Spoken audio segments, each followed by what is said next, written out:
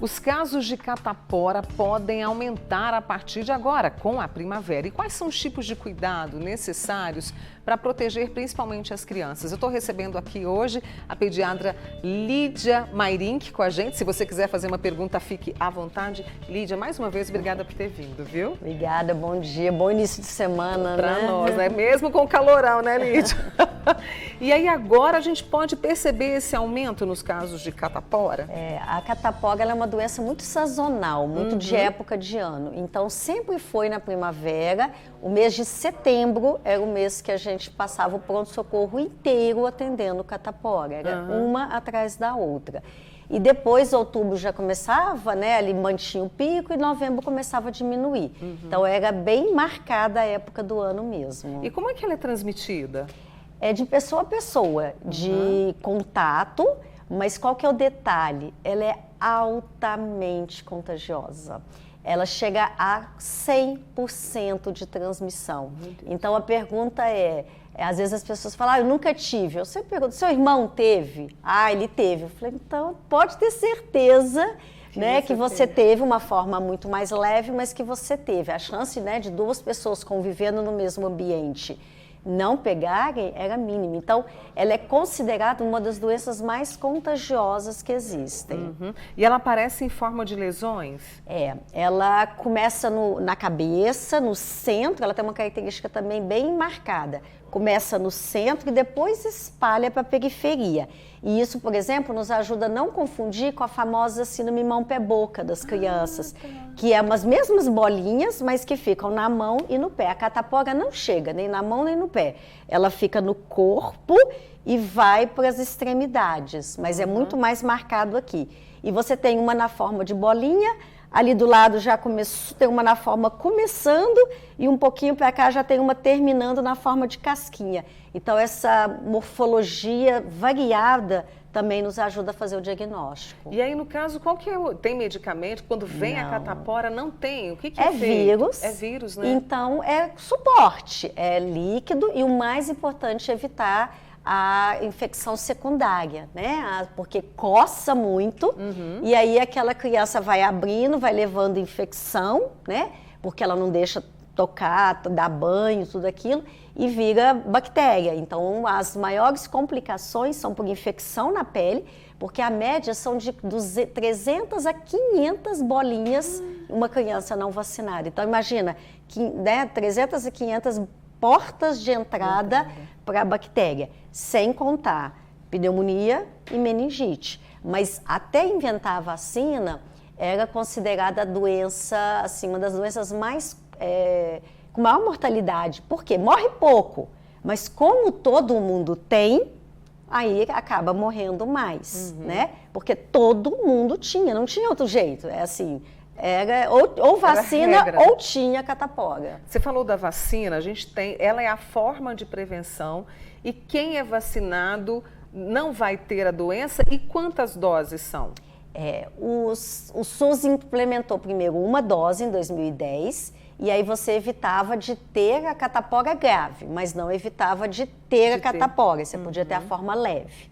E aí nos últimos anos, já deve ter uns 5 anos, o SUS incrementou a segunda dose da vacina.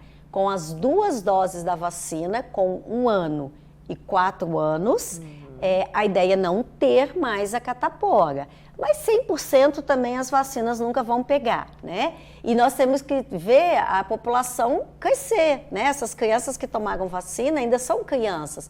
Então ainda vai escapar as cataporas no adulto, no idoso, que aí aumenta muito mais a morbidade, os sintomas e a mortalidade. Então, você adulto que está em casa nos assistindo, se você não teve catapora e nem o seu irmão, procura uma clínica para vacinar, mas aí é só particular, infelizmente. O SUS está vacinando só as crianças, por enquanto, mas daqui a pouco elas serão adultas, né? Então, podem se vacinar, porque não é praga, não. Ou tomou a vacina, ou vai ter a catapora. Até a nossa amiga tá perguntando, a Fabiana aqui, olha, a vacina é de graça, como você disse, ela está disponível no SUS, a partir de qual idade que é de graça? Para criança, essa que você falou, de 1 ano e 3 e 4 anos, são 2 doses. Mas já começou em 2010, então nós já temos aí quase 14 anos, 15 anos de início da vacinação. Então a pediatria mudou. Setembro, a gente só atendia no pronto-socorro catapora e internava catapora. Isso, além dos casos de UTI graves, inclusive de óbitos.